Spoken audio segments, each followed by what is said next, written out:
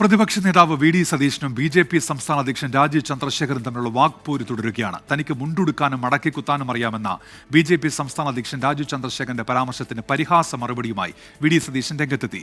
രാജീവ് ചന്ദ്രശേഖരന് dialogue പറഞ്ഞുകൊടുത്ത PR agency പൊട്ടിക്കരഞ്ഞു കാണുമെന്നാണ് പ്രതികരണം. ഒരു കോൺഗ്രസ് നേതാവ് പറയുന്നു, അല്ല, രാജീവ് ചന്ദ്രശേഖരന് കേരള രാഷ്ട്രം അറിയില്ല, രാജീവ് ചന്ദ്രശേഖരന് മലയാളം അറിയില്ല.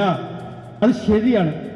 ഞാൻ ഈ 10-60 കൊല്ലം ജനങ്ങളെ വഞ്ചിച്ച് അഴിമതിയും പീഡന രാഷ്ട്രീയം എനിക്ക് അറിയില്ല.